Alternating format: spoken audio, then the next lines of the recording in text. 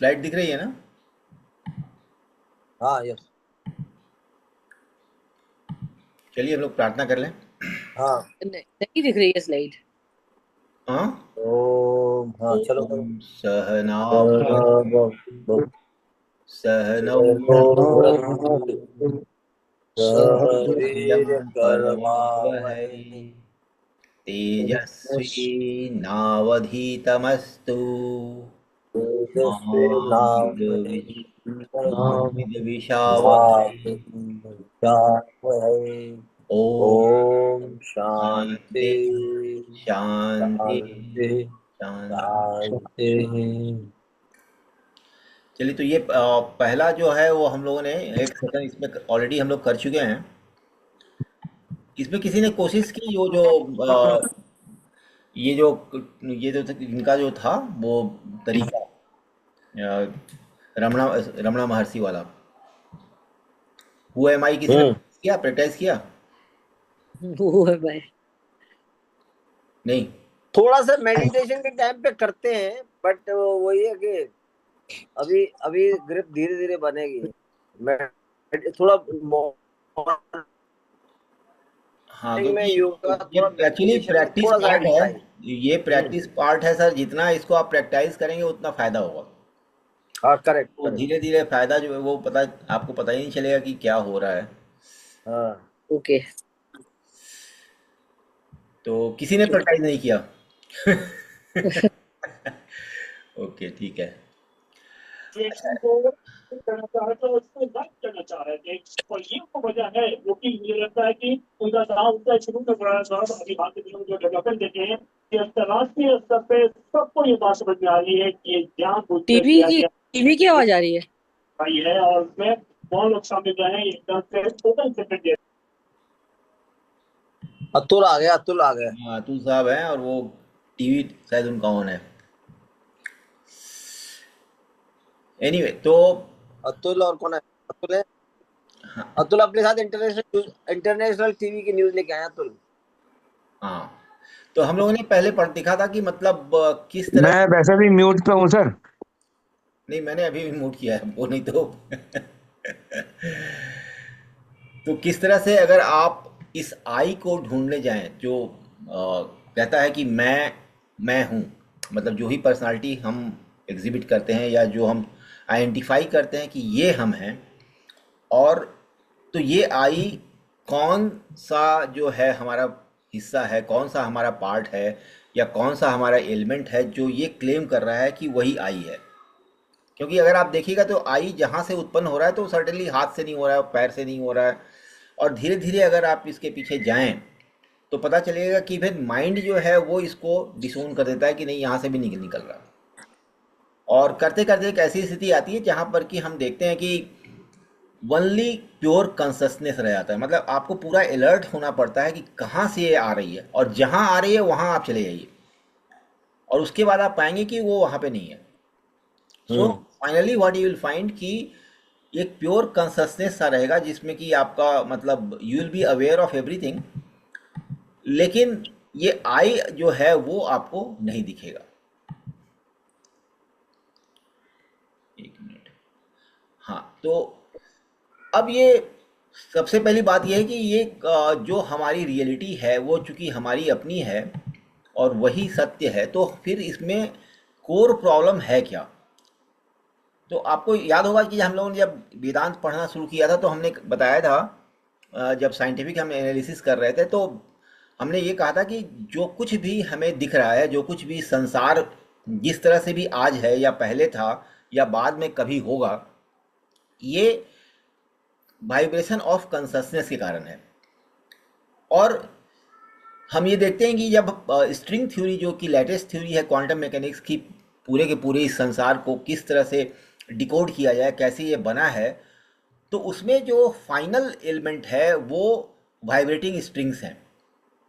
और वो vibrating strings जो हैं वो कोई मैटर नहीं है, वो कोई एनर्जी का पार्ट नहीं है वो, क्योंकि मैटर वहाँ से एराइज हो रहा है। तो सारे पार्टिकल्स जितने आपके सब पार्टिकल्स हैं, इवन आपके जो क्वार्क्स हैं या फिर आपके जो पॉजिट्रॉन हैं या इलेक्ट्रॉन हैं या जो भी आपके फोटोन हैं, वो सब के सब वहाँ से उत्पन्न हो रहे हैं। जितने भी फोर्सेज हैं, जितने भी लॉज हैं, वो सब वहाँ से पैदा होते हैं। जो आपका टाइम स्पेस है, वो जो डोमेन है, वो इनके इंटरेक्शन से पैदा होता है। तो ये सिर्फ वाइब्रेशन है, इसको हम ये भी नहीं कह सकते कि स्पेस का वाइब्रेशन, क्योंकि स्पेस भी उसके बाद ही पैदा होगा। तो ये जितना भी जो कुछ भी हमारा जो मैनिफेस्ट वर्ल्ड है, जो कुछ भी यूनिवर्स है, that is because of that vibration, and that vibration is conscious. And हमने आपको बताया था कि चूंकि कोई चीज़ वहाँ पे नहीं है, तो जब वाइब्रेशन है, कोई चीज़ नहीं है और वो कॉन्शियस है, तो इसका मतलब वो कॉन्शियसनेस ही है, क्योंकि वहाँ पे कोई अभी तक चीज़ बनी नहीं है जिसको कि हम कह सकते हैं कि ये चीज़ कॉन्शियस है। तो ये क्वांटम मैकेनिक्स से काफ़ी कुछ मिलता जुलता है, और इससे हमें ये बाद में सहायता मिलेगी। मैं इसलिए ला रहा हूँ इस एनालॉजी को, क्योंकि आपको इसको कंट्रोल करने में भी यही चीज़ मदद करने वाली है। तो ये जो है, आप अगर देखें, सॉरी आदित्य शर्मा जी आ गए, हाँ ठीक है। तो जैसे जिस तरह से ये वाइब्रेशन से पैदा होता है, तो जैसे जैसे आप वाइब्रेशन कम करते जाते हैं, वैसे वैसे आपकी समस्याएं घटती चली जाती हैं। आप देखेंगे कि अगर आप एक्साइटेड हैं, अगर आप काफ़ी गुस्से में हैं, अगर आप काफ़ी दुखी हैं, अगर आप डिप्रेस्ड हैं, तो आपके अंदर मन में बहुत तेजी से जो है वो थॉट्स जो हैं वो चलने शुरू हो जाते हैं, और वो थॉट्स आपके कंट्रोल में नहीं रहते। एक आदमी जब पागल होता है तो उसका मेन कारण क्या होता है? कारण ये रहता है कि वो उसके थॉट्स इतने ज़्यादा अनकंट्रोल्ड होते हैं कि वो किसी भी चीज़ के ऊपर फोकस नहीं कर पाता, वो कोई चीज़ ढंग से सोच ही नहीं सकता। कभी वो सही ढंग से बिहेव करेगा जब उसके थोड़ा सा थॉट्स कंट्रोल में आएगा, और उसके बाद फिर तुरंत ही दूसरा थॉट्स जो है वो शुरू हो जाता है। So this cycle of thoughts, infinite जो प्रोडक्शन ऑफ थॉट्स है, वो उनके वश में नहीं होते। और जैसे जैसे आप इमोशंस में होते हैं, जब आप जो हैं वो शांत नहीं होते हैं, तो ये जो मन की वृत्तियाँ हैं, इसको चित्त वृत्ति भी कहा जाता है, जो कि थॉट्स के रूप में हमारे अंदर, इमोशंस के रूप में हमारे अंदर उभरते हैं। तो यही सब जो है वो मेन कारण है हमारे सारे प्रॉब्लम्स की। हम जो अपना ट्रू आइडेंटिटी हमने लूज कर दिया है, that is because of this चित्त वृत्ति, ये जो मन की वृत्तियां हैं उसके कारण। और इसीलिए पतंजलि कहते हैं कि योगा चित्त वृत्ति निरोधा। योग जो है वो चित्त की वृत्तियों का निरोध है। जब हम चित्त की वृत्तियों को पूरी तरह से खत्म कर देते हैं, जब वो पूरी तरह से शांत हो जाती हैं चित्त वृत्तियां, तो हम योग को प्राप्त कर लेते हैं। योग का मतलब होता है यूनियन, ये हमने पहले भी डिस्कस किया है, यूनियन विथ गॉड, या united with our own nature. ये योग जो है वो थोड़ा सा यहाँ पे मिसलीडिंग है, क्योंकि यहाँ पे योग एक्चुअली कुछ होना नहीं है, कोई बाहर की चीज़ जब जुड़ती है तो हम उसको योग कहते हैं। लेकिन यहाँ है कि जो पहले एक आवरण हमारे ऊपर है, जो हमारे ऊपर जो डेल्यूजन का जो कवर लगा हुआ है, जिसके कारण हम अपने आप को पहचान नहीं पा रहे हैं, वो हट जाता है, और हम अपने जो हमारी वास्तविक स्थिति है वहाँ आते हैं। तो आप देखेंगे कि जैसे जैसी आपकी चित्त वृत्तियाँ कम होती जाती हैं, वैसे वैसे आप सुख की तरफ बढ़ते हैं, वैसे वैसे आप आनंद की तरफ बढ़ते हैं, वैसे वैसे आपको ये जो डेल्यूजन है इस संसार का, वो कम से कम परेशान करता है आपको। और ये कैसे करता है? आपके शरीर पे असर करता है, आपके मन पे असर करता है, और आपके भविष्य पे असर करता है, और आपके इवन जो आपका स्पिरिचुअल जो अपलिफ्टमेंट है, जो आपका एलिवेशन है, उसके ऊपर अफेक्ट करता है। तो just I will read it out and then I will further ask questions कि अगर किसी को कुछ करना है तो। So this is all related to our thoughts, the चित्त वृत्ति और disturbances within our consciousness. हमारा कॉन्शसनेस जितना ज़्यादा डिस्टर्ब रहेगा, हम उतने ज़्यादा डेल्यूजन में रहेंगे, उतने ज़्यादा दुखी रहेंगे, उतने ज़्यादा परेशान रहेंगे, उतने ज़्यादा हमें इस डेल्यूजन से दिक्कत होने वाली है। We have one beginningless desire to experience and enjoy the multitude. ये हम लोगों ने मांडुक्य उपनिषद में देखा था कि, और इसके पहले जो है वो तैत्तिरीय उपनिषद में ये है कि इट स्टार्टेड विद दिस, कि the one which alone exist wanted to enjoy and experience its multitude. वहां से ये स्टार्ट होगा, वहां से अविद्या शुरू होती है और इससे सब कुछ होगा। तो this is the first thought, this is the first vibration, first disturbance in the pure consciousness. This thought has generated the bondage with the nature, because only in nature can we experience the multitude and pleasures of samsara. Once we come within the grip of nature like this, अब एक बार आप इस nature में के grip में आ गए, we are bound by the laws of nature. Now the forces of nature. तो एक तो हम नेचर के लॉज हैं, उसके अंदर में अगर आप इसका रूल ये है कि अगर आप नेचर में जाना चाहते हैं, अगर आप मल्टीट्यूड को एक्सपीरियंस करना चाहते हैं, संसार के प्लेजर्स का अगर आप आनंद लेना चाहते हैं, तो आपको नेचर के लॉज आपके ऊपर लागू होंगे, उसके लिए कोई एस्केप नहीं है. So once we come within the grip of nature like this, we are bound by the laws of nature. Now the forces of nature, the sattvaguna, rajoguna and tamoguna start acting on us. This is like atmospheric pressure. All the time these three forces are acting on us. Depending upon our inclination, we lean towards one or the other guna more than the other gunas. अब आप किसकी तरफ ज़्यादा झुकते हैं, वो आपका पहले क्या आपने संस्कार बनाए हैं, किस तरह की हैबिट आपने डेवलप की हुई है, किस चीज़ें के प्रति आप अट्रैक्ट होते हैं, उसके ऊपर ये इंक्लिनेशन के कारण आप एक गुण पे ज़्यादा आपका इंक्लिनेशन हो जाता है. मतलब आप रजोगुण प्रधान होंगे या आप तमोगुण प्रधान होंगे या सत्वगुण प्रधान होंगे, ये इस चीज़ पर डिपेंड करता है कि आपने अपनी हैबिट कैसी डेवलप की हुई है, कैसे आपके संस्कार हैं, और जिस तरह के संस्कार आप डेवलप करते हैं उस तरह के फोर्स से आप ज़्यादा जुड़ जाते हैं, दूसरी चीज़ें जो हैं वो उसी हिसाब से कम हो जाती हैं. अब इस संसार में, ये संसार जो बनाया गया है वो रजोगुण प्रधान बनाया गया है, और कारण ये है कि डिजायर्स के फुलफिलमेंट के लिए, आपको याद होगा कि it started with the desire to experience and enjoy the multitude. तो चूंकि ये डिजायर्स के फुलफिलमेंट के लिए क्रिएट किया गया, तो रजोगुण जो है उसकी मात्रा यहां पे ज्यादा है, और ये इम्बैलेंस से ही ये सारा संसार क्रिएट हो रहा है. Now under the influence of these forces, one starts acting to fulfill his desires. This action can be good or bad or mixed. Good, bad और mixed to self, या तो अपने अगेंस्ट में हो सकता है, या दूसरे लोगों के अगेंस्ट में हो सकता है, या इन यूनिवर्स इन जनरल. आप अपने लिए बुरा कर सकते हैं, आप दूसरे का बुरा, जैसे अगर आपने दारू पीना शुरू कर दिया, आपने कुछ गलत चीज़ों की आदत डाल ली, तो ये आप अपने लिए बुरा कर रहे हैं, अपना आपका जो स्पिरिचुअल जो आपका जो स्टेटस है वो नीचे की तरफ जा रहा है. अगर आप दूसरे के प्रति आप कुछ करते हैं जिससे उनको दुख होता है, उनको परेशानी होती है, तो ये जो है दूसरे लोगों के प्रति ये हम मतलब गलत काम करते हैं या उनको इफेक्ट करते हैं. ये अच्छा भी आप कर सकते हैं, इट्स नॉट ओनली आप बुरा कर रहे हैं. And the universe in general, आपने कुछ ऐसी चीज कर दी कि इसका वातावरण जो है वो प्रभावित हो जाए, आप नेचर को नष्ट कर रहे हैं, आप जो हैं वो यहाँ के जो इकोलॉजिकल बैलेंस है उसको नष्ट कर रहे हैं. तो आप किसी एक आदमी को नहीं नष्ट कर रहे हैं, लेकिन आप यूनिवर्स इन जनरल को बुरी तरह से अफेक्ट कर रहे हैं या अच्छी तरह से अफेक्ट कर रहे हैं अगर आपने कुछ अच्छा किया तो.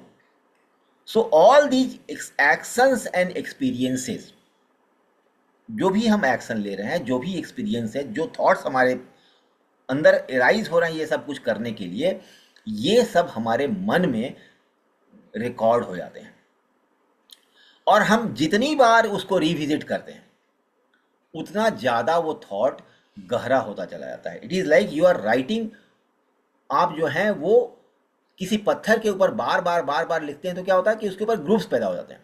और कंससनेस में भी यही होता है, अगर आप एक ही चीज़ को बार बार रिपीटेडली सोचते रहते हैं या उसको बार बार एक्सपीरियंस करते रहते हैं, तो आपके मन में वो चीज़ गहरी होती चली जाएगी.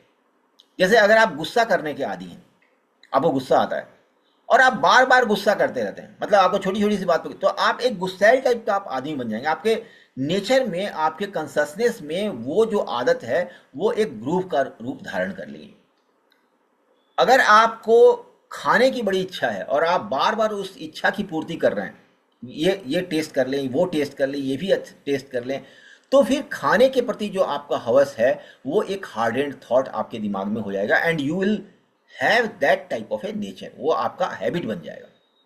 लेकिन अगर आपने अपने आप को सादा जीवन में ढाल लिया कि मुझे नहीं चाहिए ये सब, I am not at all interested in this thing, detachment आपने अगर प्रैक्टिस कर लिया और वो थॉट्स बार बार आपके दिमाग में अगर आप लाते हैं और बार बार आप उस पर जीतते हैं, तो ये एक हार्डेंड थॉट होगा अच्छी तरह का, जो आपको स्पिरिचुअल एलिवेशन की तरफ ले जाएगा। तो ये सारे जो हार्डेंड थॉट्स हैं वो हमारे संस्कार होते हैं, और जिससे कि हमारा जो स्वरूप आज है, जो हमारा कैरेक्टरिस्टिक है, जो हमारी पर्सनालिटी है, वो इसको शेप करती है। दीज हार्डेंड थॉट्स और संस्कार्स become seed of future events to take place to take shape in the life of the जीवा। अब आपके फ्यूचर में क्या होने वाला है वो ये संस्कार डिसाइड करते हैं। आप किस तरह के आदमी होंगे, आपके फ्रेंड्स कैसे होंगे, आपके क्या होंगे, वो सब चीज़ें ये संस्कार से आती हैं। The more we are attached, attracted, hateful, या तो आप उसके तरह अटैच्ड हों या अट्रैक्टेड हों या उससे नफरत करते हो, ये सारी चीज़ें जो हैं वो एक तरह की हैं। चाहे आप नफरत करें, चाहे आप अटैच्ड हो, चाहे आप अट्रैक्टेड हो, सब एक ही तरह काम करता है।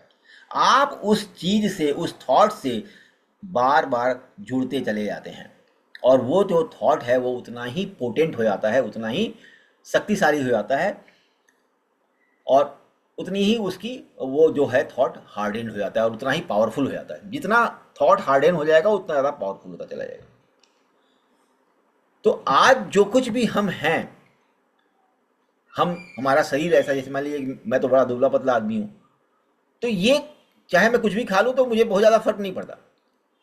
तो मैंने ये टेंडेंसी कभी ना कभी डेवलप की है, किसी लाइफ में डेवलप की होगी, और ये टेंडेंसी के कारण ये जो मेरा जो माइंड है वो इस तरह का शरीर, इस तरह का एक हमारा मेटाबॉलिज्म पैदा कर रहा है, जिसके कारण हमारा शरीर आज जो है वैसा है। कोई आदमी को देखेंगे कि आप शुरू से ही, बचपन से ही रोगी है, रोगी का ही चल रहा है उसका, या किसी को मतलब बहुत जल्दी जो है किसी नशा करने की आदत हो जाती है, किसी को कुछ चीज़ में अट्रैक्शन हो जाता है, मोह हो जाता है, अपने कुछ भी इस तरह की चीज़ें हो जाती हैं, पैसे के प्रति ज़्यादा लगाव होना, किसी को परेशान करके उनको आनंद मिलना, ये सारी चीज़ें जो हैं वो हमारे एक्चुअली हम खुद डेवलप करते हैं। ये आपको कहीं कोई बाहर से नहीं आता। Every thought has generative and creative powers. अब थॉट्स को कभी भी हम यहाँ पे, चूंकि वेदांत में थॉट सबसे ज़्यादा इंपॉर्टेंट है, हमारे जो थॉट्स हैं उनके दो पावर हैं। थॉट्स हैव जनरेटिव पावर, मतलब एक थॉट दूसरे थॉट को जनरेट कर सकता है।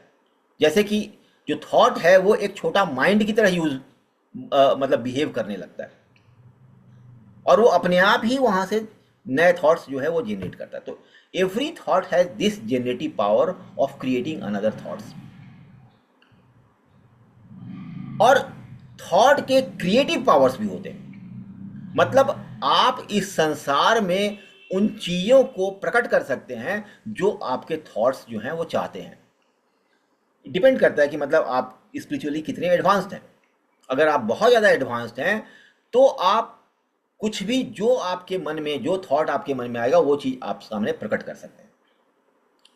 जैसे जैसे आप नीचे आते हैं तो आप क्रिएट नहीं कर पाते, लेकिन आपके मन में उसकी इच्छा जो है वो प्रबल होती जाती है, और उसके कारण चूंकि वो आप जनरेट नहीं कर सकते, उसको आप प्रकट नहीं कर सकते, आप दुख के कारण, दुख को मतलब दुख के भागी होते हैं, क्योंकि वो चीज़ आपके हिसाब से नहीं होती, वो डिज़ायर आपकी फुलफिल नहीं होती। तो ये दोनों तरह से काम करता है। So thoughts have got generative power and creative power. तो हमें थॉट्स के प्रति बहुत ही केयरफुल रहने की जरूरत है। So such thoughts have powers to generate new related thoughts and create related opportunities and failures in our present and the future. Moreover, the present life of ours, अभी एक और प्रॉब्लम है कि जो हमारी जो जिंदगी जैसी हमको मिली है, वो हमारे कर्म है, जो हमारा इस तरह के जो थॉट्स, जो हार्डेंड थॉट्स हैं, उनके कारण जैसा जनरेट हुआ है, उससे आज का प्रेजेंट लाइफ बना हुआ है। तो any event happening in our life generates a reactionary thought within us. अब कुछ भी आप देख रहे हैं, जैसे कि आप किसी चीज़ को देख रहे हैं कि कोई चीज़ आपको खूबसूरत लग रही, तो आपके अंदर एक रिएक्शन पैदा होता है, आप उसकी तरफ अट्रैक्ट होते हैं, ये रिएक्शन है। कोई चीज़ आपको जो है अच्छी नहीं लगती, जो आपके नेचर के हिसाब से सही नहीं है, तो एक रिपल्सन पैदा होता है, एक हेट्रेड पैदा होता है, ये भी एक रिएक्शन है। कोई भी लाइक्स, कोई भी डिसलाइक्स, ये रिएक्शन। हमें गुस्सा आता है, हम किसी के प्रति प्रेम से भर जाते हैं, हम एजिटेटेड हो जाते हैं, परेशान हो जाते हैं कि कोई चीज़ हमारे हिसाब से नहीं होती, तो ये सब रिएक्शनरी थॉट्स हैं। और जितने ज़्यादा रिएक्शनरी थॉट अगर हमारे अंदर होते हैं, वो इंडिकेशन है कि हम उतने ज़्यादा, हमारा जो कॉन्शसनेस है बुरी तरह से जो है वो डिस्टर्ब्ड है, उसको शांत करने की ज़रूरत है। ये जितना ज़्यादा रहेगा, ये आपके शरीर पे बुरा असर डालेगा, ये आपके मतलब माइंड पे बुरा असर डालेगा, ये आपके जो आपका स्पिरिचुअल जो लाइफ है उसके ऊपर भी, इसके ऊपर बुरा असर पड़ेगा। So any desire to perform something good or stop something unfavorable to happen, to safeguard which already is achieved, any past happy moment or unhappy moment, fear, anxiety, attachment towards our near and dear ones, etc. ये सारे जो thoughts हैं और सारे जो reactions हैं, all these create thoughts after thoughts, like रक्त बीज। जैसे एक रक्त बीज था ना, उसके जितने भी ब्लड ड्रॉप्स गिरते थे तो नए नए राक्षस पैदा हो जाते थे, उसी तरह से ये एक थॉट के बाद दूसरा थॉट, दूसरे थॉट के बाद तीसरा थॉट, ये generation infinite number of thoughts जो हैं वो जनरेट कर सकता है। इवेंट्स आफ्टर इवेंट, अब वो थॉट्स जो हैं वो चूंकि इवेंट जनरेट कर सकते हैं, उससे फिर नए इवेंट्स पैदा होते हैं। Deciding our physical, emotional and social aspects, spiritual aspects, and keep us engaged in unending cycles of such events. अब प्रैक्टिकली ये जो चीज़ मैं बता रहा हूँ, इसको आप प्रैक्टिकली अपने को टेस्ट कर सकते हैं। A practical test to see how these thoughts keep us engaged. Are mere such thoughts so powerful and are able to bind us to this samsara? Yes, let us see with a practical example. कभी करके आप देखेंगे, आप लोग practical करेंगे तो आपको ज़्यादा फायदा होगा। Let us simply focus on our breath for 10 minutes. अब ये मेडिटेशन का पार्ट मैं लेके आ रहा हूँ यहाँ पे, कि आप सिर्फ ये देखें कि जो हम ब्रीथ कर रहे हैं, उस ब्रीथ को हम उसके ऊपर अपने आप को फोकस करें, हम किसी और चीज़ के बारे में ना सोचें। सिर्फ 10 मिनट करना है, and see if we are able to do that without any stray thought disturbing us. 10 minute तो बहुत ज़्यादा हो गया। अभी जो लोग नए होंगे उनको 1 मिनट करने में भी दिक्कत होगी। जैसे ही आप ये स्टार्ट करेंगे, पता चलेगा नया नया थॉट जो आपके अंदर घुस गया, उसको हटाने के चक्कर में फिर नया थॉट एक और आ जाएगा। तो ये दिखलाता है कि हम एक चीज़ पे फोकस करना चाह रहे हैं और नहीं कर पा रहे हैं। और जब आप किसी चीज़ के ऊपर फोकस नहीं करते हैं तो आपकी इफिशियंसी कितनी घट जाती है। आप सोचिए कि हमें कोई चीज़ करना है, वो माइंड से करना है, हमको ब्रेन से करना है, और वो माइंड फोकस रखने में जो है वो असमर्थ है, क्योंकि हमारे दूसरे थॉट्स जो हैं वो हमको डिस्टर्ब कर रहे हैं। और ये थॉट्स कहाँ से आ रहे हैं? ये जो हार्डेंड थॉट्स हमारे अंदर जो बने हुए हैं, जो हमारे लाइक्स एंड डिसलाइक्स या जो कुछ भी अभी पहले कहा गया है, उससे ये थॉट्स जनरेट होते हैं। आप चाहें या ना चाहें, spontaneous generation of thoughts take place. If you don't like focusing on your breath, choose any picture और any one thought to focus on. What happens? Where from these spontaneously generated thoughts come. और मैं इसके बारे में एक बड़ा interesting एक घटना बताता हूँ कि हम लोग स्पिरिचुअल डिस्कशन कर रहे थे, और उसमें इंग्लैंड के काफ़ी लोग थे जो स्पिरिचुअली मतलब इंक्लाइंड थे, तो हम लोग आपस में डिस्कस कर रहे थे। उसमें से एक नया एक जो है मेंबर इंटर करता है, and he was very disturb. और कारण था कि उसकी गर्लफ्रेंड जो है उसने उससे ब्रेकअप कर लिया था। एंड ही वाज सेइंग कि साहब मैं तो मतलब इसके बिना जिंदा ही नहीं रह सकता, मेरी ज़िंदगी में कुछ नहीं रखा, जो लड़की थी मतलब वही थी, और उसके कारण अब जो है चूंकि उसने छोड़ दिया तो मतलब मेरी ज़िंदगी का कोई मतलब नहीं है। He was so distract and he was young also. तो मैंने कहा कि ठीक है, मतलब तुम उससे बहुत ज़्यादा प्रेम करते हो, अच्छी बात है, प्रेम करना तो अच्छी चीज़ है, लेकिन वो प्रेम सच्चा है या नहीं सच्चा है, इसको पहले टेस्ट तो कर लो भाई। अगर हम उस लड़की के बिना नहीं रह सकते, अगर वो लड़की इतनी इंपॉर्टेंट है तुम्हारे ज़िंदगी में, तो तुम एक काम करो, पूरे दिन में सिर्फ आधा घंटा उस लड़की के लिए निकालो, कि सिर्फ आधा घंटा हम सिर्फ उस लड़की के बारे में सोचेंगे और कुछ नहीं सोचेंगे। और अगर वो लड़की वास्तव में इतनी इंपॉर्टेंट है कि पूरी जिंदगी उसके सामने व्यर्थ है, तो 24 घंटे में आधे घंटे तो निकाल ही सकते हैं। 24 घंटे में क्या, आप 1 महीने में एक बार ही करके देख लीजिए। मैंने उसको बोला, मैंने कहा कि तुम ठीक है, ये प्रैक्टिस करो और 1 हफ्ते तक प्रैक्टिस करते रहो। कभी भी अगर आधा घंटा अगर उस लड़की के ऊपर तुम फोकस कर पाए तो मुझे बता देना, वो लड़की तुम्हारे सामने प्रकट हो जाएगी, आई कैन गारंटी। ये मैंने उसको बोल दिया। और वो 1 हफ्ते के मतलब बीच में भी आता रहा। 1 हफ्ते के बाद बोला कि नहीं नहीं, आप जो है वो तो मूर्ख बना रहे हैं, ये पॉसिबल है ही नहीं, कि ऐसा पॉसिबल नहीं। हमने कहा कि जब ये पॉसिबल, तुम आधे घंटे जिस लड़की को तुम अपनी ज़िंदगी से ज़्यादा महत्व देते हो उसके ऊपर तुम आधे घंटे फोकस नहीं कर सकते सिर्फ एक बार, तो फिर वो लड़की कहाँ इंपॉर्टेंट? इसका मतलब दूसरी चीज़ें इंपॉर्टेंट है। तुम खामखा जो है तुमने बना रखा है कि वो इतनी इंपॉर्टेंट है। I mean this is how actually we start thinking, कि हम किसी चीज़ को हम इतना इंपॉर्टेंट समझते हैं। लेकिन सच्चाई ये है कि अगर आपको कहा जाए कि आप सब कुछ त्याग करके ठीक है उसी के बारे में सोचिए, तो आप नहीं कर पाएंगे, क्योंकि दूसरी चीज़ें जो हैं वो आपके ऊपर ज़्यादा हावी हैं। Is it going rightly sir, और यू नीड कुछ, किसी को कुछ कहना है? यहाँ मैं लगातार किए जा रहा हूँ but I don't know, no feedback is coming. हाँ नहीं सर, ठीक चल रहा है। ये मेडिटेशन में एक तो आपने ये बात बताई कि उसी पे फोकस करो, एक कई बार ये भी कहते हैं जो थॉट्स आ रही हैं आने दो। हाँ, वो मेडिटेशन का अभी स्लाइड बाद में आएगा। अभी हम लोग पहले समझ लें कि हम लोग, क्योंकि मेडिटेशन करने से पहले ये समझना जरूरी है, तो आपसे मेडिटेशन होगा ही नहीं। आप करने बैठेंगे, आप 6 साल करते जाएंगे, 10 साल करेंगे, डिकेड्स गुजर जाएंगे और मेडिटेशन आपसे नहीं होगा, अगर ये चीज़ आपके फंडामेंटल्स क्लियर नहीं है तो। इसलिए ये समझना जरूरी है कि किस तरह से हमारे थॉट्स, हमारे संस्कार हमारे मेडिटेशन को अफेक्ट करते हैं। सर मेडिटेशन जो है वो आपका फ्रूट है, लेकिन जब तक जो सभी चीज़ें जो हैं वो अगर मतलब ढंग से नहीं है तो आपका मेडिटेशन कभी नहीं होगा। वो आप करते रहिए, डिकेड्स तक करते रहिए, कुछ नहीं होने वाला। जब आप बैठेंगे जरूर मेडिटेशन में, लेकिन मेडिटेशन आपसे होगा नहीं। शुरुआती तौर पे तो वही है कि जो आ रहा है आने दो, बाद में स्टार्ट कंट्रोलिंग, देन बाद में स्टार्ट फोकस। ये आपने आजकल शुरू किया था योगा से, तो ये आसन और प्राणायाम का क्या इफेक्ट रहता है मेडिटेशन में? इसका भी मतलब कुछ हेल्प मिलती है? हाँ हाँ, वो हम लोग आगे देखते हैं योग में क्या होता है, ठीक है ना। अच्छा, हाँ आज ये आप, तो हम हाँ, लोग पहले समझ लेते हैं कि कैसे ये करना है। अच्छा अच्छा ये सब एक्चुअली योग के सारे जो जो भी मैं बता रहा हूँ ये सब योग के पार्ट हैं, ठीक है।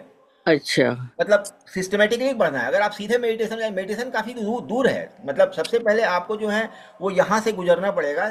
मतलब अभी यम नियम वगैरह आएंगे, वो सब इससे जुड़े हुए हैं, ठीक है। वो हाँ सारे हाँ। वो they prepare you for meditation, all हाँ, दीज स्टेजेस। Exactly exactly. मतलब मेडिटेशन के पहले ये सब अगर आपने होमवर्क नहीं किया तो फिर मेडिटेशन होगा ही नहीं।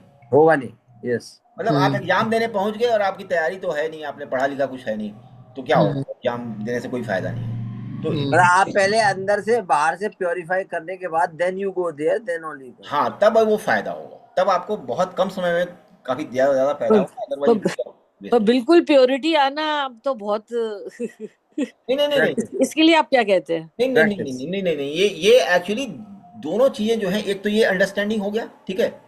उसके बाद क्या है कि वो योग में लिखा हुआ है वो सिस्टमेटिकली, लेकिन ऐसा नहीं कि एक करने के बाद दूसरा जो है वो फेज शुरू होता है और पहला बिल्कुल खत्म हो जाता है। नहीं, वो एक दूसरे को सपोर्ट करते रहते हैं।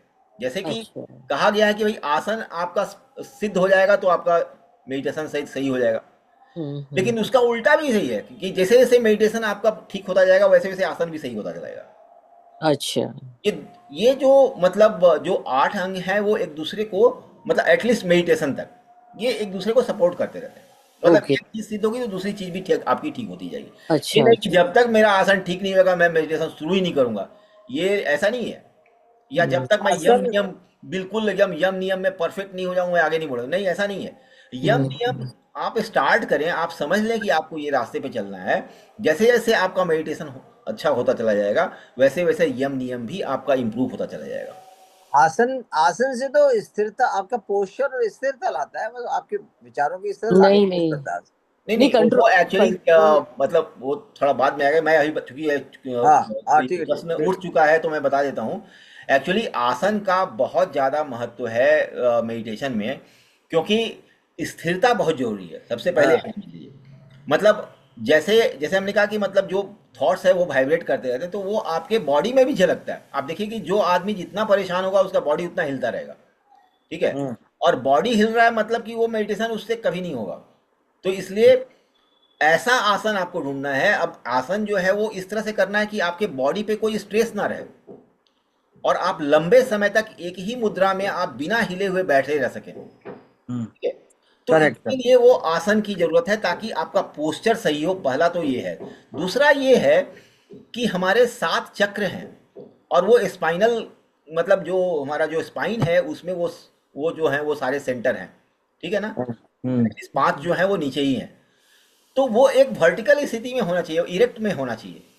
नहीं तो वो तो, क्योंकि जब आप मेडिटेट करते हैं तो होता क्या है, मतलब एक तो हम मेंटली कर रहे हैं लेकिन फिजिकली भी होता है।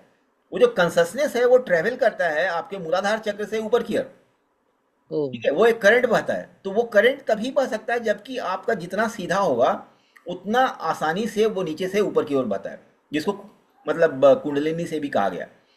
तो ये जो पावर है कंससनेस का, उसको ऊपर की तरफ फ्लो करने के लिए जरूरी है कि आप इरेक्ट वे में बैठें। तो एनीवे मतलब that will come later on. अभी हम इसकी थ्योरी समझ लें कि आखिर ये सब चीजें क्यों हाँ, जरूरी। नहीं ठीक है ठीक है। अब ये देखिए कि हम लोग सिस्टमेटिक मैनर, इसमें सभी चीज़ें जरूरी हैं। Even body is very important क्योंकि बॉडी से ही सारी चीज़ें होने वाली हैं। तो हम इस शरीर का क्या करें?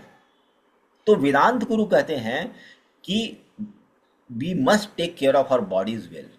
सबसे पहला जो आपका योग है उसमें सबसे इंपॉर्टेंट ये है कि आप अपने बॉडी को स्वस्थ रखें। अगर आपका बॉडी स्वस्थ नहीं तो आप आगे ही नहीं बढ़ पाएंगे। अब जैसे आपको बैठना है और आपको स्थिर होकर के बैठना है। अब आपके शरीर में अगर कुछ तकलीफ है, आपको आपका जो है वो आपके मतलब इतना लचीलापन नहीं है, या फिर आपके सिर दर्द हो रहा है, या आपके पेट में गैस हो रही है, तो फिर आपसे मेडिटेशन होना बहुत मुश्किल है। एटलीस्ट शुरू में अगर आप बिल्कुल काफ़ी हाई लेवल पे पहुंच गए हैं तो कुछ भी होता रहे आपको फर्क नहीं पड़ता। लेकिन जब हम स्टार्ट कर रहे हैं, जब बच्चा जो है वो पढ़ने में इतना तेज नहीं है और वहाँ आपस में ढोल बजता रहे आसपास में, तब तो कभी नहीं पढ़ पाएगा। बहुत अच्छा अगर पढ़ने वाला है, बिल्कुल फोकस्ड उसका माइंड है, तब तो आप कुछ भी करते रहिए, उसको फर्क नहीं पड़ता। But here we are learning, अभी हमें आगे बढ़ना है, बेबी स्टेप ले रहे हैं। तो यहाँ पे बॉडी बहुत इंपॉर्टेंट है। आपकी बॉडी स्वस्थ होना, उसको सक्षम होना बहुत जरूरी है। इसलिए वेदांत गुरु कहते हैं कि सबसे पहले आप बॉडी को उसका केयर लीजिए, because this is the instrument which is very important for achieving all our worldly and spiritual goals. So how to treat this body?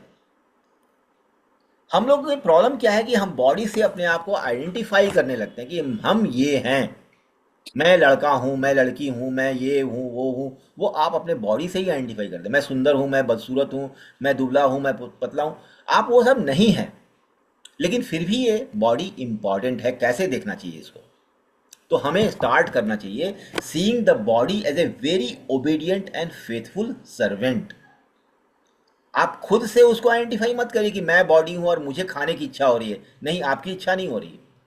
और आपकी इच्छा हो भी रही है तो इस बॉडी को प्लीज मत खिलाइए, क्योंकि बॉडी के लिए वो अच्छा नहीं है। आपको मीठा खाने की इच्छा हो रही है लेकिन इस बॉडी को डायबिटीज है, आप इसके ऊपर रहम करिए और मीठा मत खिलाइए इसको, ठीक है। तो start seeing the body as a very obedient and faithful servant. ये आपका सर्वेंट है। देखिए, जो कुछ भी आप इस बॉडी को बोलते हैं कि अरे ये चीज़ उठा लो, फटाक से उठा लेगा। आप बोलेंगे हमको बाथरूम जाना है, चला जाएगा। आपको यहाँ जाना है, वहाँ जाना है, कुछ भी करना है, तो ये बॉडी आपका कोई भी बात टालता नहीं है, जब तक इसमें बिल्कुल शक्ति नहीं रहे, बेचारा कुछ करने लायक नहीं हो तब तो।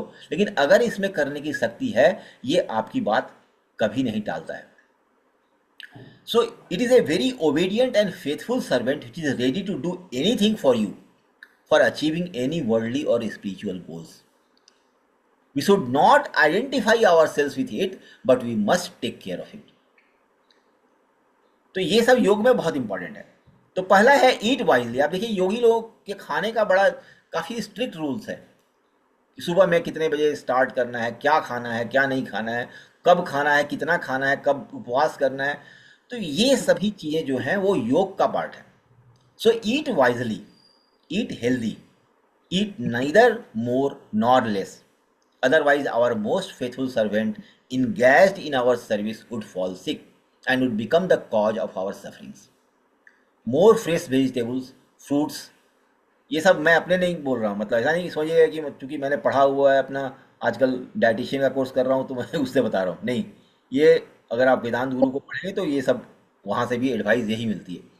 And eating only when you are fully hungry in right amount is advisable. फिर आप देखिए कि जितने भी आप इनको देखिए जो सन्यासी लोग हैं, अगर आप उनकी ज़िंदगी को क्लोजली देखें, वो बहुत बिजी रहते हैं। मतलब जब वो मेडिटेशन करते हैं तब तो पूरा मेडिटेशन करते हैं, दुनिया से मतलब नहीं है।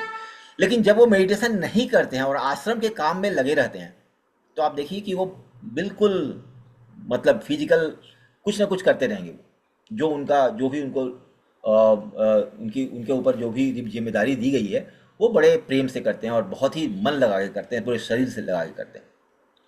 तो शरीर से काम लेना जरूरी है। शरीर का डिजाइन इस तरह से हुआ है, this body is meant for doing physical labour, it has been designed like that, so it must be given enough physical labour every day to keep it fit. और इसीलिए योग में योगिक एक्सरसाइज का बहुत ज़्यादा महत्व है। एक एक आपके जो गुरु होंगे वो आपको एक योगिक एक्सरसाइज सिखलाते हैं कि किस तरह से इस बॉडी को आपको टोन अप करना है, जो कि बाद में मेडिटेशन में भी काम आएगा। I am the master and the body, this body is my slave. इस तरह की भावना से और प्रेम से, स्लेव का मतलब ये नहीं कि हम इसको मैलट्रीट करें, प्रेम से इससे आप डील करिए जैसे बच्चे के साथ डील करते हैं। And care but do not over do it. ऐसा नहीं कि आप इसको बिगाड़ के रख दें। खाने के लिए मुझे जैन से भी सीखना चाहिए कि before sunset you eat and don't eat after that. हाँ, वो मतलब सर ये बॉडी का ही एक बहुत वास्ट, लॉन्ग वे। मतलब काफ़ी वास्ट विषय है। तो आप जो कह रहे हैं बिल्कुल सही है। मतलब आप जितनी जल्दी खा लेते हैं खाना, एक्चुअली मतलब तो जल्दी खाना पच जाएगा और फिर मेडिटेशन भी आपका अच्छा होता है। जैसे अगर आप खाना, जैसे मान लीजिए आप शाम को आपने 6 साढ़े 6 बजे खा लिया, ठीक है। अब होता क्या है कि 8 9 9 बजे तक जो है वो दुनिया शांत होनी शुरू हो जाती है। बड़ा परफेक्ट टाइम रहता है मेडिटेशन का। उसमें आप 9 या 10 बजे अगर आप बैठे और आराम से मेडिटेशन करें, आपके घर वाले भी सो जाते हैं, पूरी दुनिया सो जाती है और आप बड़े आराम से मेडिटेट कर सकते हैं।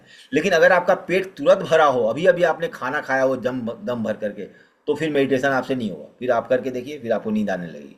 दैट में या पच जाएगा, आपको नींद आएगी, फिर 4 बजे उठ के मेडिटेशन करिए, वो भी अच्छा है। हाँ, जैसे मैं तो 3 बजे उठता हूँ, 3 बजे उठ करके मेडिटेशन करता हूँ। अच्छा। तो मतलब वो आपके इस पे है, मतलब काफ़ी अच्छा समय रहता है। 3 बजे 4 बजे अगर आप उठे तो उसमें बिल्कुल शांत रहता है मेडिटेशन करने का, और फिर आप फ्रेश भी रहते हैं। तो that is a very good time for meditation. अब हम लोग आगे बढ़ें। अब हम बॉडी को हमने देखा कैसे किया जाता है। अब उसके बाद सॉरी, ये क्या है, बॉडी हो गया, हाँ ठीक है। अब हम अपने मेंटल कंस्ट्रक्ट एक हमारा होता है कि हम ये हैं, हम एक इंजीनियर हैं, हम एक हस्बैंड हैं, हम एक प्रिंसिपल चीफ तो थोड़ा बात कर ले, मटेरियल। क्योंकि मैंने आपके में मैसेज डाल दिया था कि मैं थोड़ी देर में बात करता हूँ। हाँ जी। सॉरी। तो ये डिकंस्ट्रक्ट करना है कि हम हैं क्या, ये हमेशा करते रहना चाहिए। ये हमेशा आपको अपने आप को याद दिलाना पड़ता है, अपने आप को ट्रेन करना पड़ता है। The first step is deconstructing the mental construct of I within us, कि मैं अपने आप को ये सोच रहा हूं कि मैं ये हूं। वो एक्चुअली एक एग्रीगेट है जो कि हम नहीं हैं। वी एज वी आर, जो भी हम हैं, जो कि हम समझते हैं कि हम ही हैं, it is made up of one essence. सिर्फ एक ही एसेंस है और वो सब में एक ही है, the reflected consciousness of God, that is infinite pure consciousness which we really are. उसके बाद जितनी भी चीजें उसके ऊपर ऐड हो रही हैं वो सब ट्रांजिएंट हैं, वो हर समय बदल रही हैं। Every time it is changing depending upon different circumstances, depending upon whatever sanskara we are adding to us, उससे बदल रही हैं। वो हम नहीं है क्योंकि वो चीजें बदल रही हैं। हम जो है वो अनचेंजेबल एंटिटी है। So at the core we are nothing but infinite pure consciousness and imposition of various elements on nature upon that. और उसके ऊपर से नेचर के अलग अलग एलिमेंट्स जो हैं वो जुड़ते चले जाते हैं और उससे एक एग्रीगेट क्रिएट होता है। वो जो एग्रीगेट है वो एक अनरियल एंटिटी क्रिएट करता है, जिसके कारण, जिसके थ्रू हम इस मल्टीट्यूड को, अपने डिजायर्स को और कर्म के फ्रूट्स को एंजॉय कर सकते हैं। We further strengthen this false entity with a specific name, और उसका हम एक नाम दे देते हैं। जैसे आप देखिए एक छोटा सा बच्चा है, अब आप देखिए वो बेसिकली ईश्वर है का उसका रिफ्लेक्टेड कंसिस्टेंस है, उसको एक, उसके ऊपर एक बॉडी दे दिया गया, उसको एक माइंड दे दिया गया, उसके ऊपर आंखें हैं, ये हैं, वो सारी चीज़ें हैं जो कि अनरियल है, क्योंकि वो हर बदलता चला जाएगा। वो आंखें वही नहीं रहेंगी, उसके जो बाल हैं वही नहीं रहेंगे, उसका जो शरीर है वैसा ही नहीं रहेगा, सब कुछ चेंज होता चला जाएगा। लेकिन एक चीज़ जो है वो कांस्टेंट रहेगी, और वो जो है, वो जो उसका एसेंस है वो नहीं बदलता। लेकिन हम उसको एक नाम दे देते हैं, हम कहते हैं ये लड़का, ये बच्चा है। अब बच्चा जब बड़ा होता है तो हम बोलते हैं कि नहीं ये किशोर है, इसका कुछ नाम है। फिर वो अगर इंजीनियर बन गया तो हम बोलते हैं कि ये तो इंजीनियर है। वो एक बाप बन गया तो बोलते हैं ये इसका बाप है, समथिंग लाइक दैट, ये इसका बेटा है। तो उसको हम एग्रीगेट को एक नया नाम देते रहते हैं, और जैसे जैसे उसका फॉर्म बदलता रहता है, नए जो लेयर्स हैं उसके ऊपर जो चढ़ते जाते हैं, उस लेयर्स के कारण नए फॉर्म के क्रिएशन की हमको डिल्यूजन होती है, और उसको हम नए नए नाम देते जाते हैं। और जितने भी इस तरह के चीज़ों को हम उन रूपों में देखते हैं जैसा वो एग्रीगेट है, हम उतना ही उसमें फंसते चले जाते हैं। तो हम एक आदत डालें कि हम अपने को या इस संसार में जितनी भी चीज़ें हैं उसको हम एसेंस के रूप में, मतलब वंस इन ए वाइल देखने की कोशिश करें। हम एक लड़के को लड़के की तरह ना देखें, हम एक लड़की को लड़की की तरह ना देखें, हम एक जानवर को जानवर की तरह ना देखें, हम उसके एसेंस की तरह देखें, हम अपने आप को अपने एसेंस की तरह देखें। ये deconstructing. We are not the elements of nature, so we must stop identifying ourselves as the elements of nature, that is the body, mind, the intellect, the sense of individuality, our tendency which color our entity into a unique personality. और ये बहुत important है, हमारी tendencies, इसके बारे में हम और भी गहराई से चर्चा करेंगे। We are neither any one of these nor we are an aggregate made up of this, so we have to develop a habit of looking ourselves as reflected consciousness of God, the blissful, omnipotent, omniscient, omnipresent, pure consciousness, अहम ब्रह्मास्मि। सो ये कभी दिन भर में कभी कभी ये फीलिंग अपने करनी चाहिए कि मतलब ये जो कुछ भी है वो एक्चुअली रियल नहीं है, मैं रियलिटी में ब्रह्म हूँ जो कि प्योर इनफाइनाइट कॉन्शसनेस है।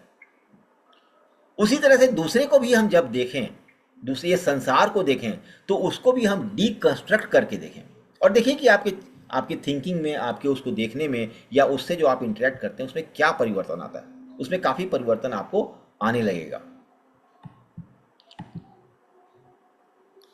अब हम माइंड का क्या करें, ये काफ़ी इंपॉर्टेंट है मेडिटेशन के लिए। The most important and difficult part is to train our minds to be ready for yoga. Mind is nothing but individualized, reflected consciousness floating on the infinite ocean of God's pure consciousness.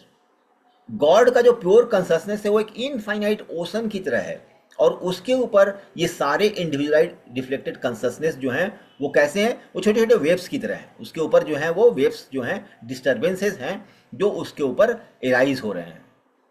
तो हम उसमें से कोई एक disturbance है जिसके कारण हमें ये इंडिविजुअलाइज्ड कॉन्शसनेस मिला हुआ है। It attracts 3 subtle elements and 5 gross elements from nature to accomplish a certain goal. The body comprises of the 5 gross elements: Chiti, Jal, Pavak, Gagan, Samir. Here we will be talking about the 3 subtle elements which manifest within us and identify strongly with our mind. This mind is nothing but reflected consciousness in the core and making an aggregate of 3 subtle elements of nature, and gives rise to ahankar, the sense of individuality or I, intellect and मन। मन क्या चीज़ है? ये मन बहुत important चीज़ है। मन is a faculty of mind जो क्या करता है, observing and information in storing part of mind. ये ऑब्जर्व करता है वर्ल्ड को, और उससे जो कुछ भी इंफॉर्मेशन मिलता है, जो कुछ भी एक्सपीरियंस करता है अपने सेंस ऑर्गन से या मन से, माइंड से, वो उसको उसमें स्टोर कर लेता है। ये जनरेटर है सारे इमोशंस और सारे थॉट का, और ये सब चीज़ें सुपर इम्पोज हो रही हैं कोर के ऊपर, और जो कोर है वो प्योर कॉन्शसनेस का बना हुआ है। दिस गिव्स राइज टू, अब ये जो फिनोमेना है उससे स्यूडो एंटिटी क्रिएट होती है, एन एग्रीगेट कॉल्ड द जीवा। अब जीव जो हम बोलते हैं वो सूडो एंटिटी इस तरह से क्रिएट हो रही है। Because of difference in sanskara, impressions of past experience stored within man, this entity attracts 3 different forces in nature. ये हम पहले भी बात कर चुके हैं, in different ways. This way widely varying personalities are created due to such phenomenon. अब जो डिफरेंट पर्सनैलिटी है वो इसके कारण क्रिएट होती है। We as अहंकार on our part start identifying ourselves with one such particular personality, और यहीं से प्रॉब्लम शुरू होती है। क्योंकि हम एक पर्सनालिटी से जुड़ जाते हैं, हम अपने आप को ये सोचने लगते हैं कि हम यही हैं, यही हमारी आदत तो यही है, हम इसी टाइप के हैं, हमको यही चीज़ अच्छी लगती है। ये जो हमारा सोचने का तरीका है, यहाँ से प्रॉब्लम शुरू होती है। अब समय जो है वो मुश्किल से 10 मिनट है। एनीवे ये हम इसको ख़त्म कर लेते हैं, इसको खत्म कर ले। हाँ, तो कैसे काम करें? माइंड के ऊपर हम 2 तरीके से काम करना पड़ेगा, क्योंकि माइंड में हो क्या रहा है, मन में एक तो है कि वो चीज़ों को ग्रहण कर रहा है। सबसे पहले वहाँ जो ग्रहण कर रहा है उसके ऊपर हम ग्रहण लगा दें, उसके ऊपर हम रोक लगाएं कि भैया इसको जो है जाकर के वहाँ पे संस्कार मत बनाओ, इसको डीप इम्प्रेशन मत बनाओ, सबसे पहला चीज़। और दूसरा ये है कि जो पहले से जो गहरा संस्कार बना हुआ है, जो ग्रुप्स बने हुए हैं, जो फ्रोजन थॉट्स बने हुए हैं, उसको हम वहाँ से हटाएं, उसको हम डिलीट करें, उसको हम इरेज करें, और वहाँ से हम अपने जो हमारा जो कॉन्शसनेस है उसको फ्री करें। उससे हम बंधे हुए हैं उन थॉट्स से, उन फ्रोजन थॉट्स से। तो जो हमारा जो अभी जो कुछ भी हम देख रहे हैं या जो कुछ भी हम कर रहे हैं, उसके कारण रेस्टलेसनेस पैदा हो रहा है, वाइब्रेशन इन कॉन्शसनेस हो रहा है। तो उसको क्या करें? Stop supplying power to increase the restlessness of our mind in current activities by practising detachment. अब आप जो कुछ भी इस संसार में एक्सपीरियंस कर रहे हैं, जो कुछ भी आपके अंदर मन में जो कुछ भी उथल पुथल हो रहा है, उसको आप शांत करें बाय प्रैक्टिसिंग डिटैचमेंट। ये भागवत गीता में आया है। तो उसमें अर्जुन ने पूछा कि कैसे करें मन को कंट्रोल, तो भगवान ने कहा अभ्यासेन तो कौन्तेय वैराग्येन च गृह्यते। तो वैराग्य जो है वो डिटैचमेंट है। तो जो कुछ भी हो रहा है उसको आप रोकने की कोशिश मत करिए। जो आपके दिमाग में आ रहा है उसको रोकने, उससे लड़ने की कोई जरूरत नहीं है। अगर आप उससे लड़ने लगेंगे तो क्या कर रहे हैं आप उसके एंटिटी होने को आप स्ट्रेंथन करते हैं, सबसे पहला गड़बड़। दूसरा है कि आप उसको एनर्जी प्रदान करते हैं, आप ही की एनर्जी से वो जिंदा रहता है। क्योंकि अगर वो लड़ना है उससे हमको, तो हमको पहले उसको जीवित करना पड़ेगा, तभी तो लड़ सकते हैं ना। सो सबसे पहले हम डिटैच करें। जब हम उससे डिटैच कर लेते हैं, जब हम विटनेस के स्वरूप में आ जाते हैं कि भाई ठीक है, हमें उससे कोई मतलब नहीं है, let this thought come and go, हमें कोई लेना देना नहीं है।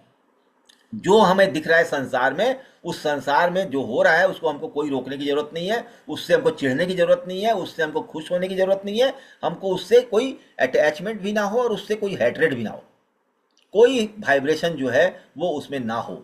This is called practising detachment. ये वैराग्य है।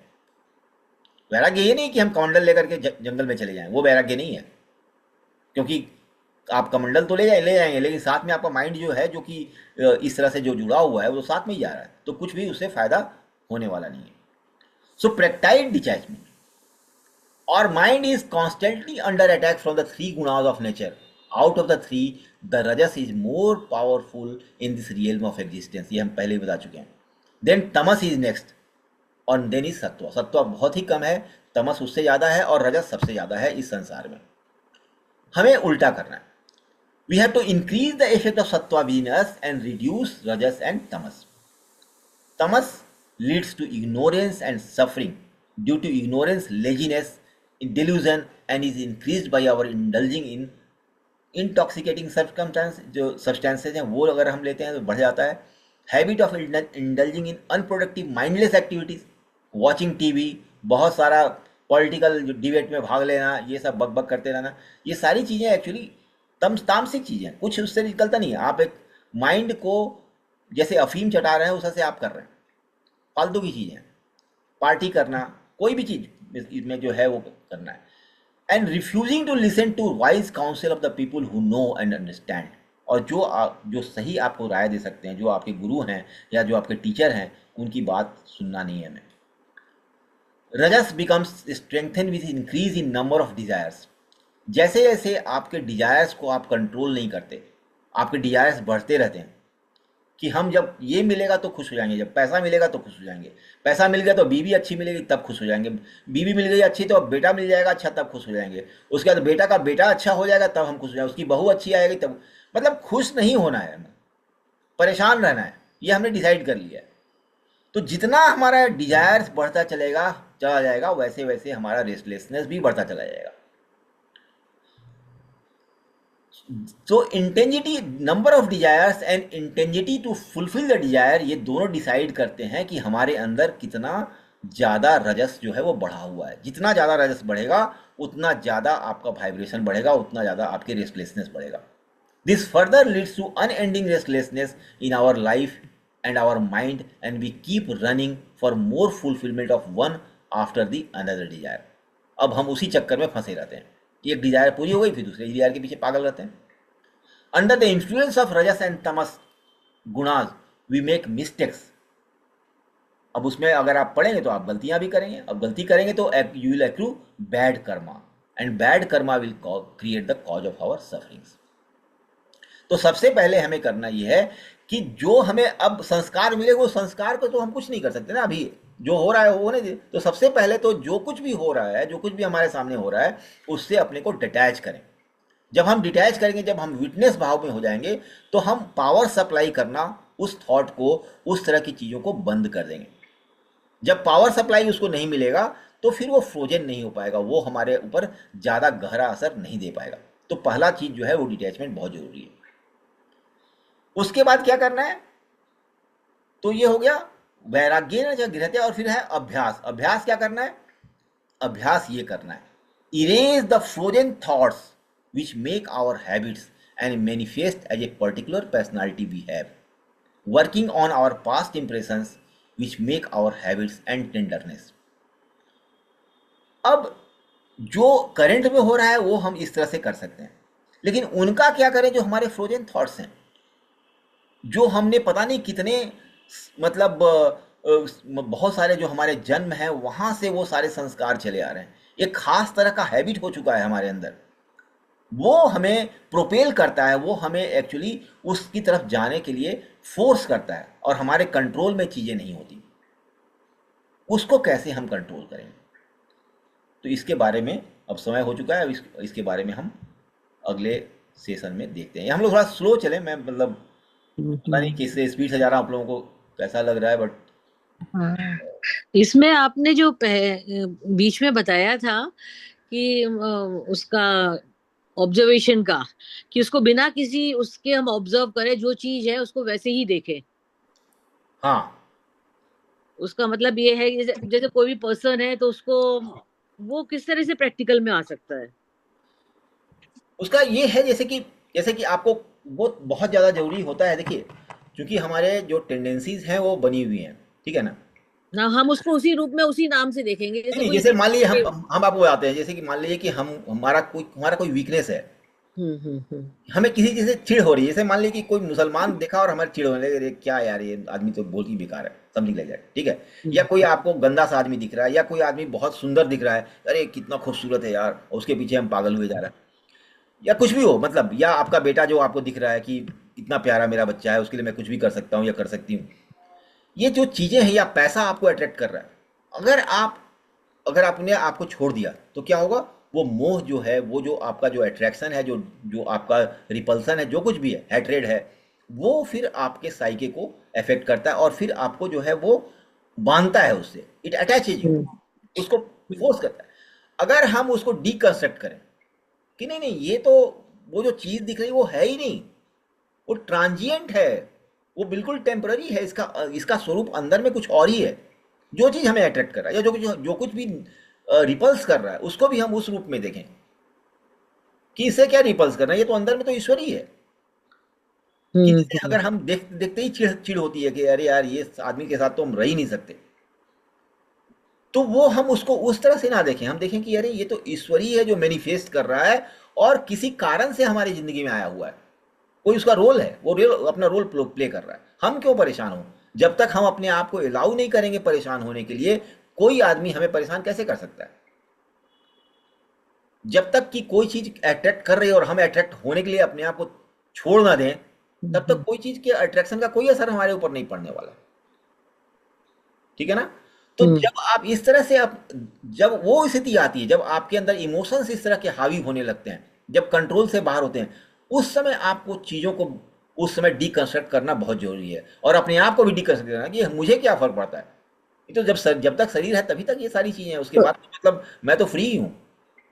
पर इसमें माइंड का रोल तो रहेगा ना, इंटेलेक्ट का रोल रहेगा, मतलब इंटेलेक्ट का रोल तो रहेगा ना।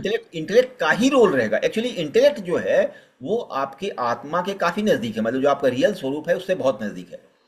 तो वो मतलब जितना ज़्यादा आप इंटेलेक्ट को यूज़ करेंगे, अल्टीमेटली इंटेलेक्ट जो है उसी के अंदर आप अपनी आत्मा के दर्शन, क्योंकि आत्मा को तो ऐसे कोई ना कोई चीज़ चाहिए जिसमें कि उसको आप रिफ्लेक्ट कराएं। अच्छा। तो जब वो इंटेलेक्ट में रिफ्लेक्ट होता है, तब आपको सही पता चलता है कि मतलब वो आत्मा का जो स्वरूप आप देखते हैं वो एक्चुअली इंटेलेक्ट में ही देखते हैं। जब तक आप टेंडेंसी में देखते रहते हैं, जब तक आप अपने मन में देखते रहते हैं, तब तक वो कलर्ड होता रहेगा, क्योंकि ये सभी चीज़ें जो है वो संसार से ली हुई है। इंटेलेक्ट थोड़ा सा हायर है, बहुत काफ़ी हायर है। आपको याद होगा, अगर भगवत गीता आपको याद है तो उसमें भगवान ने कहते हैं कि जो बुद्धि से भी अत्यंत परे है वो आत्मा है। तो उसके सारे नीचे है, इंटेलेक्ट के नीचे सारी चीज़ें आती हैं। इंटेलेक्ट के नीचे मन है, इंटेलेक्ट के नीचे अहंकार है, इंटेलेक्ट के नीचे सारी चीज़ें। तो हर चीज़ को इंटेलेक्ट से कंट्रोल किया जा सकता है। इसमें रीजनिंग होती है, इंटेलेक्ट हैज गॉट रीजनिंग्स। हाँ, इंटेलेक्ट सबसे कम प्रभावित होता है, मतलब कि अगर आप बिल्कुल काफी लोअर लेवल में नहीं चले गए हैं तो आपके पास इंटेलेक्ट रहता है ये समझने का कि ये सही क्या है गलत क्या है, हम कहाँ गलती कर रहे हैं कहाँ हम सही कर रहे हैं। तो वो just to summarise is that, आप एक तो ये कि आप अपने को मैनिफेस्टेशन ऑफ वो समझिए गॉड, मतलब अनकॉन्शियसनेस, सुप्रीम कॉन्शियसनेस का